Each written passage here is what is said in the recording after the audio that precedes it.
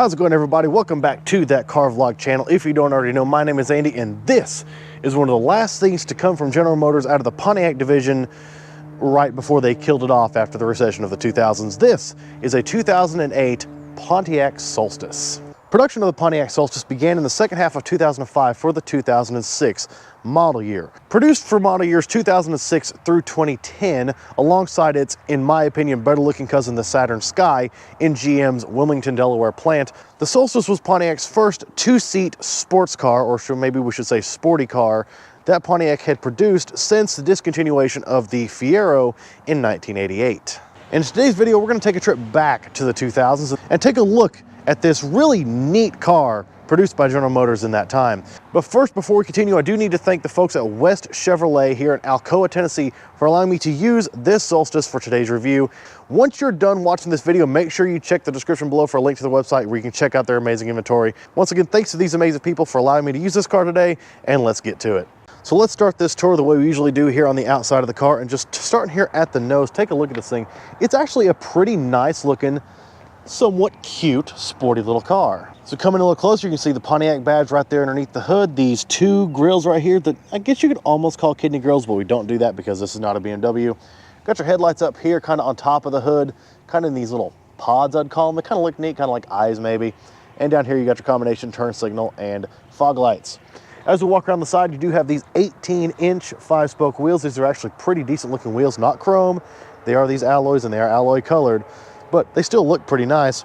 Got another Pontiac badge here on the side, and of course, because that's what they did during the time, every GM vehicle got one of these little squares. This is GM on the fender.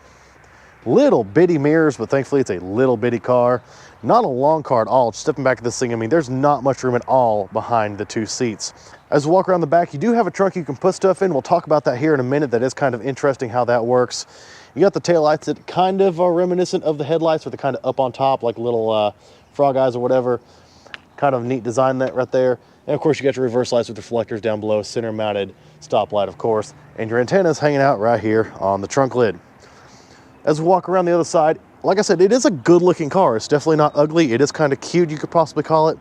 Personally, I do prefer the more aggressive styling of their Saturn Sky. Here, we'll walk around the back. I'll throw up a picture next to it for you to compare them. And coming back around the front, I'll throw up an image of the front end of a Sky so you can compare that as well. Let's open up to our interior now and take a look at this right here. Now, this is a pretty simple interior because it is General Motors from the early 2000s, and it's meant to be a sports car, not a luxury car or anything like that. So take a look at the door panel. Very, very basic. You got your door pull up here, power locks, power mirrors, and power window controls, which are in an interesting place. Once you're sitting in the seat, you're going to be using your T-Rex arms to reach those when you're driving the car. Basic speakers down here, nothing special there. Door seal with Solstice on it, but it's not very special. It's just plastic like everything else. Do get these two-tone seats here, look really nice. Nothing power to them. They are fully manual. A little storage pocket on the front of them, which is kind of neat. A little bit of storage. As we make our way through this car, you're going to see a lot of parts borrowed from other GM vehicles. You got the steering wheel right here, as well as this gauge cluster right here. Very sporty looking gauge cluster, all borrowed from the Chevy Cobalt. Making our way to the center stack, not a lot to see here. Some very basic controls. You do have climate control knobs from the Hummer H3, which is quite an interesting choice, I think. And the standard GM radio from almost every General Motors vehicle from the time period. And in fact, even in the new commercial trucks, they're still using these in a lot of those too, at least the vans that we use at my job. 5-speed manual transmission, you definitely want this. You could get a 5-speed automatic, but you want this 5-speed manual. Interesting fact, this manual is actually the same transmission as in the Chevy Colorado pickup truck. They just kind of modified the throws and stuff a little bit to make it work better in a little sports car.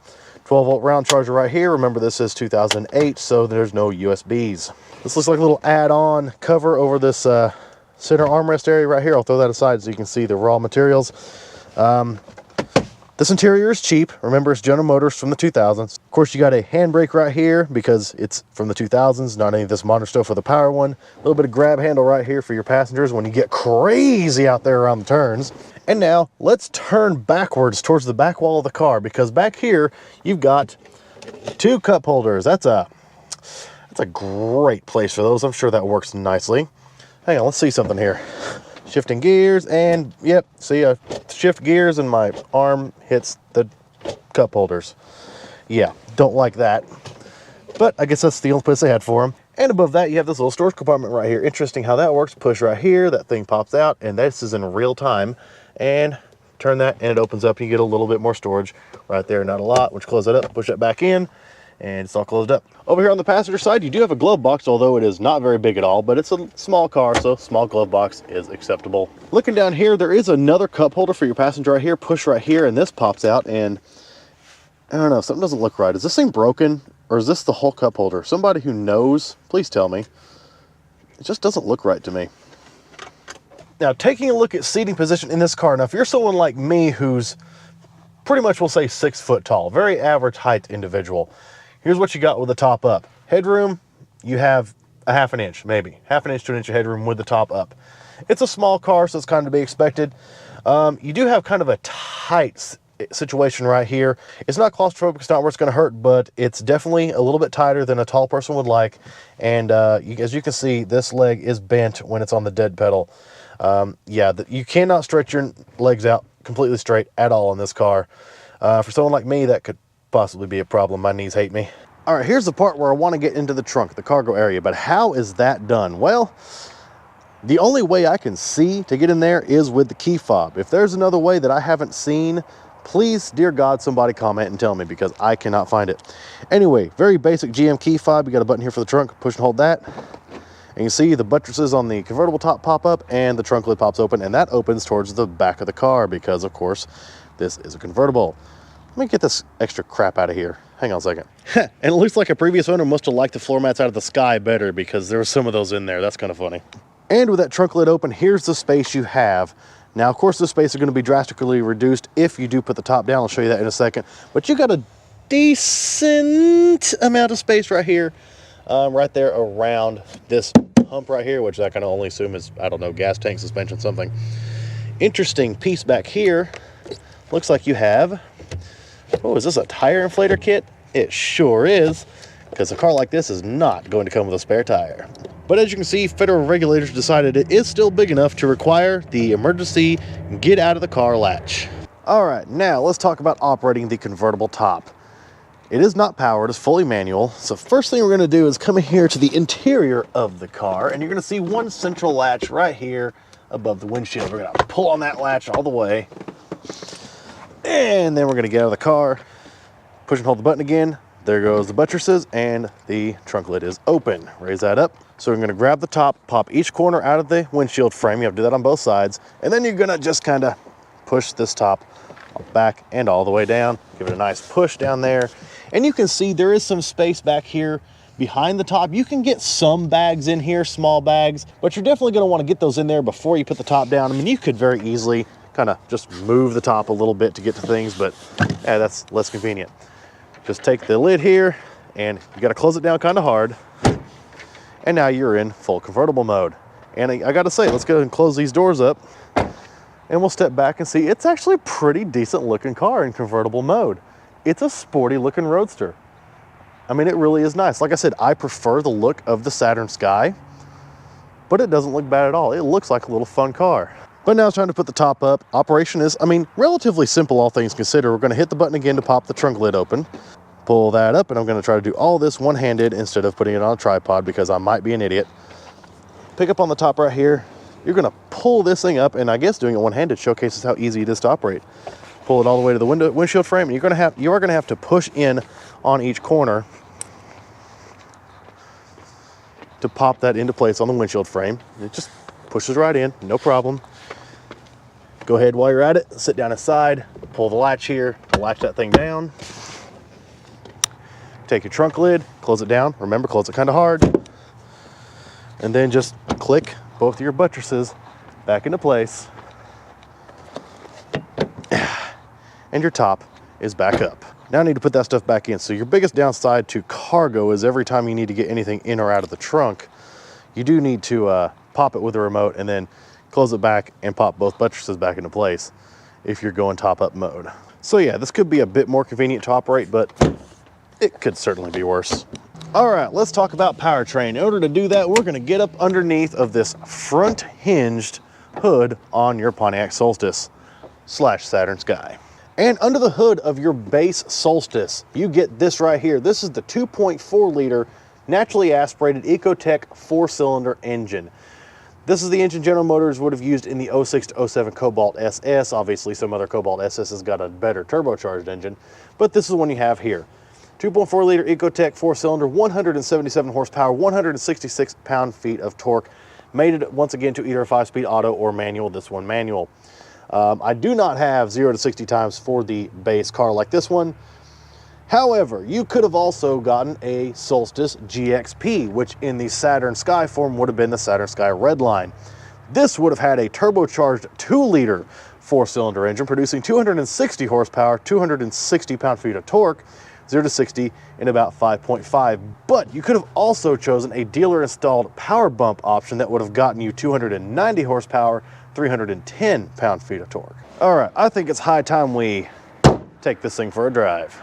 Now, there is a question I'd like to pose to people out there who know a lot more about cars and federal vehicle regulations than I do, and that is this. Now, I am a huge fan of Doug DeMuro. He is one of my all-time favorite automotive reviewers. Just really is. So, love you, Doug. If you happen to watch this, I doubt you will see this video. But in a lot of his videos, he says that federal regulations prohibit automakers, except in certain very small production cases, prohibits automakers from attaching headlights or taillights to moving pieces of bodywork. So tell me, what's going on with these headlights? Was the Solstice special, or is this actually a regulation? How did they do this? Did they get around that regulation? Like I said, somebody who knows a lot more than me, please tell me, because I didn't think they could do this. Granted, it's a little too late to ask that question since they don't make this car anymore, but still, I'd love to know. All right, let's get out here and drive the Pontiac Solstice. It is the day before Thanksgiving. It is 60 degrees in Alcoa, Tennessee. And I've got the top down because I'm a crazy person. But I mean, come on, it's convertible. You gotta have the top down. So let's hope that the windows being up and my wind protector being on is gonna be enough. Now let's talk about driving this car. And taking off, and yeah, I'm a little rusty on this particular manual, but that's not a bad little transmission to shift, considering this is out of a pickup truck. The throws are actually pretty short, which of course they engineered it that way for this car. It's easy to shift, I mean, it's really nice. Let's make a sudden turn here onto this other road. It doesn't handle too bad. Let's see how she does around this corner right here. That's actually not too bad. Yeah, this thing's pretty nimble. Feels nice. I mean, obviously, like I keep saying with my West Chevrolet reviews, I can't really experience truly how this thing is because I'm only allowed to do it in the industrial park. But hey, I can at least give you the best possible review I can under the circumstances.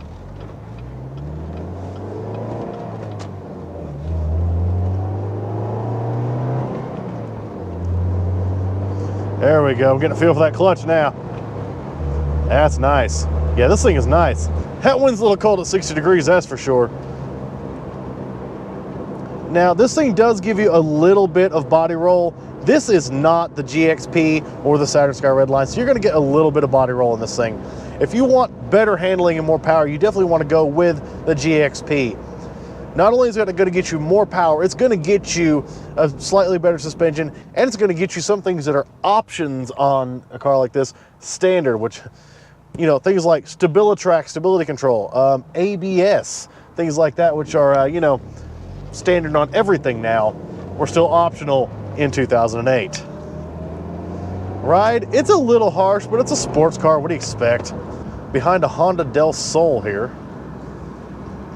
So while we're puttering along behind this Del Sol at 20 miles an hour, let's talk about what it's like being in the car. Now, I am not a short person. I am 6 foot tall. And as you can see, my legs are bent. They will not straighten out. Now, this is something I could easily drive around town. If I wanted to take it up to the mountains and drive it on the Dragon or something like that, I could tolerate it. I don't know that I could road trip this car. The seats are okay. They're somewhat comfortable, but they are also somewhat bolstered because it is a sporty car. If you're a big guy like me, you're definitely going to fill these things out. The Del Sol pulled off, which is good. We can try to We can try to get a little bit more spirited now.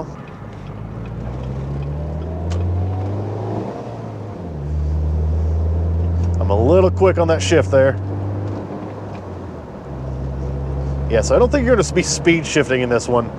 But still, God, that's not bad at all, dude.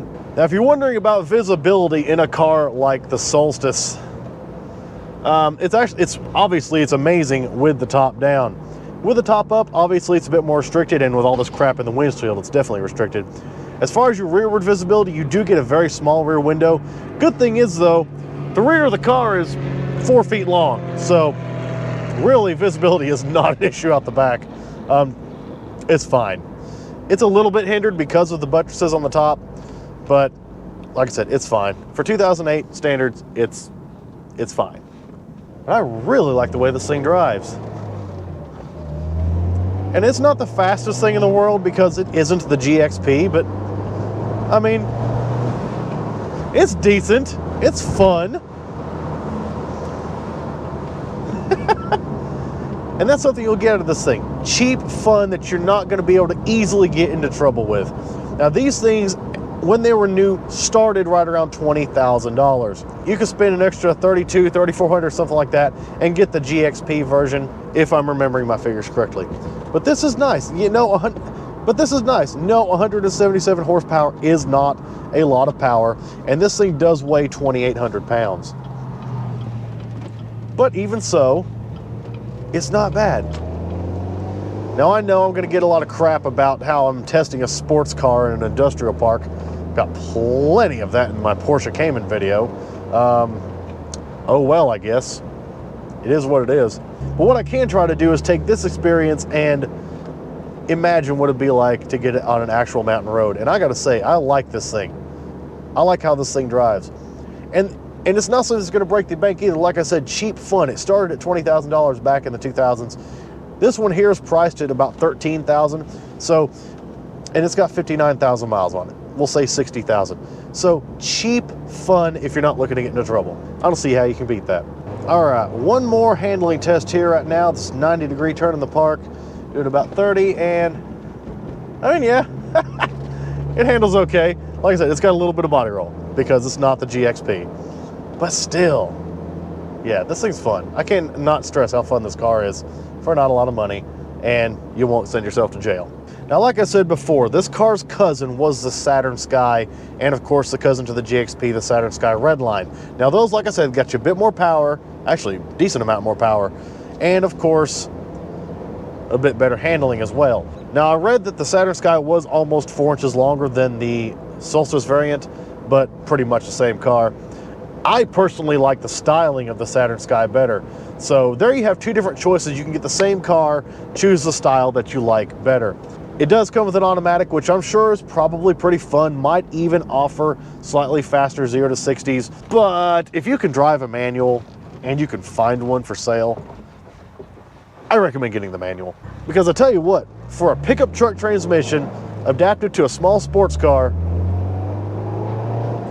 it's not bad.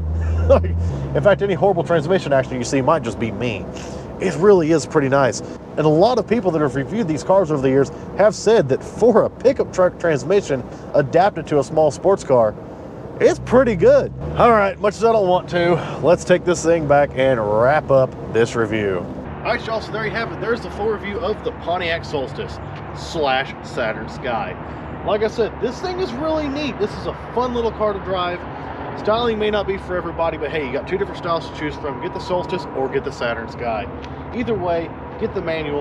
You're going to have a blast in this thing if cheap fun is what you're looking for. No, you're not going to be going super fast. It's not a Corvette. It's not even a Camaro.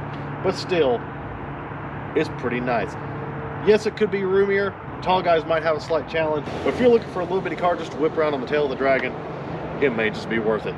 It's really a shame GM doesn't make something like this anymore. Anyways, guys, that's going to be it for today. Thank you all so much for watching. Once again, huge special thanks to the folks at West Chevrolet for allowing me to use this Solstice for today's review. Like I said before, once you're done watching, make sure you check out their website at the link in the description below. Check out their amazing inventory. Send these people some business because they are amazing for allowing me to do this.